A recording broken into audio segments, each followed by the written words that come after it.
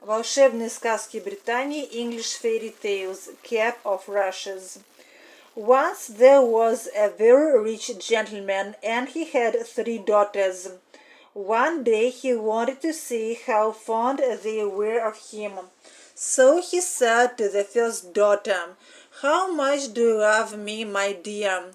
"Oh," said she, "I love you as I love my life." "That's good," said he. So he said to the second daughter, "How much do you love me, my dear?" "Oh," said she, "I love you better than anyone else in the world." "That's good," said he. So he said to the third daughter, "How much do you love me, my dear?" Cap of rushes, тростниковая шапка. "Oh, I love you as fresh meat loves salt," said she. The father got very angry. "You don't love me at all," said he, "and you will not stay any more in my house." So he turned her out of the house and shut the door. She went away and walked on and on till she came to a river. There she gathered a lot of rushes and out of them made a cloak with a hood to cover her from head to foot and to hide her fine clothes. Then she went on and on till she came to a great house. "Do you need a servant?" she asked. "No, we don't," said they. "I haven't any place to go," said she, "and I can do any kind of work. I want no money for the work I do." "Well, if you like to wash the pots and scrape the saucepans, you may stay," said they. So she stayed there and washed the pots and scraped the saucepans and did all the dirty work. And because she did not tell them her name, they called her Cap of Rushes. One day there was to be a great dance at a big house, a little way off, and the servants were allowed to go and look at the ladies and gentlemen. Cap of Rushes said she was too tired to go, so she stayed at home. But when they had gone, she took off her cap of rushes and cleaned herself and went to the dance. And no one there was so finely dressed as she. Her master's son was there, and he fell in love with her the minute he saw her. He danced with no one but her, at all, совсем, вовсе не. To wash the pots and scrape the saucepans, мыть горшки и чистить кастрюли. There was to be a great dance, должен был быть бал. He danced with no one but her, он танцевал только с ней. But before the dance was over, Cap of Rushes slipped out of the house and went home. When the other servants came back, she was pretending to be asleep with her cap of rushes on. Next morning they said to her, "You should have gone to the dance, Cap of Rushes." "Why should I have gone?" she asked. "Why, the most beautiful lady was there, and the young master never took his eyes off her." "I should like to see her one day," said Cap of Rushes. "Well, there's to be another dance this evening. Perhaps she'll be there." But when the evening came, Cap of Rushes said she was too tired to go with the other servants. However, when they had gone, she took off her cap of rushes, cleaned herself, and she went off to the dance in her lovely dress. Again the master's son danced only with her, and he never took his eyes off her. But before the dance was over, she slipped out of the house and went home.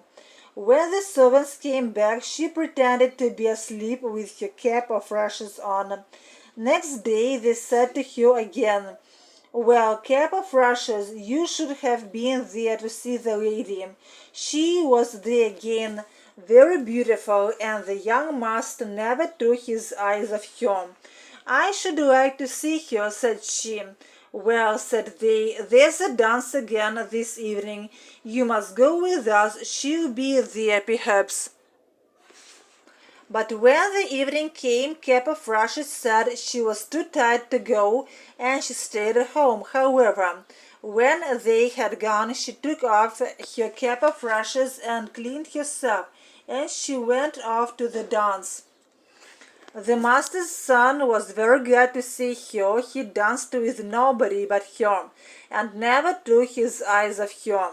He asked her to tell him her name and where she came from, but she said nothing. Then he gave her a ring and said, "If I don't see you again, I'll die." Well, before the dance was over, she again slipped out and went home. When the servants came home, she was pretending to be asleep with her cap of rushes on. Next day they said to her, "Cap of rushes, you didn't come last night, and now you won't see the lady, for there won't be any more dances." "Well, I should really like to have seen her," said she. The master's son tried every way to find out where the lady had gone. He went everywhere and asked everyone he met, but nobody heard anything about her. And he got worse and worse for love of her, till he had to keep his bed. "Make some porridge for the young master," they said to the cook. "He's dying of love for the lady." The cook was going to make the porridge when Cap of Rushes came in. "What are you going to do?" asked Cap of Rushes. "I'm going to make some porridge for the young master," said the cook. "He's dying of love for the lady." "Well, I should really like to have seen her. А мне так хотелось увидеть ее. He had to keep his bed, он заболел. They said to the cook, приказали кухарке. I'll not do you any harm, я не сделаю тебе ничего плохого. There was to be a great wedding, должна была состояться пышная свадьба. "Let me make it," said Cap of Rushes. The cook said yes, and Cap of Rushes made the porridge. When she had made it, she slipped the ring the master's son had given her into the bowl secretly, and the cook took the bowl upstairs. The young man ate the porridge, and then he saw the ring at the bottom of the bowl. "Send for the cook," said he. So she came. "Who made this porridge?" asked he. "I did," said the cook, for she was frightened. And he looked at her. "No, you didn't," said he. "Say who did it, and I'll not do you any harm." "Well, it was Cap of Rushes," said she. "Send Cap of Rushes here," said he. So Cap of Rushes came. Did you make my porridge?" asked him. "Yes, I did," said she. "Where did you get this ring?" asked he. "From the man who gave it to me," said she. "Who are you, then?" said the young man. "I'll show you," said she. And she took off her cap of rushes, and there she was in her beautiful clothes. Well, the master's son soon got better, and there was to be a great wedding in a short time. A lot of people were asked from far and near to be present at the wedding, and Cap of Rushes' father was asked too, but she never told anybody who she was. Before the wedding, Cap of Rushes went to the cook and said to her, "Please cook every dish for the wedding feast without salt." "But the food will all be tasteless," said the cook. "It doesn't matter," said she. "Very well then," said the cook. The wedding day came, and the two young people were married. After they were married, all the guests sat down to the wedding feast. When they began to eat the meat, they found that it was so tasteless that they couldn't eat it. Cap of Russia's father tried first one dish and then another, and then he burst into tears. "What is the matter?" said the master's son to him. "Oh," said he, "I had a daughter, and I asked her how much she loved me. And she said, 'I love you as fresh meat loves salt.' And I turned her out of the house, for I thought she didn't love me at all. And now I see she loved me best of all my daughters, and she may be dead now." "No, father, here she is," said Cap of Rushes, and she went up to him and put her arms around him. So they were all happy ever afterwards.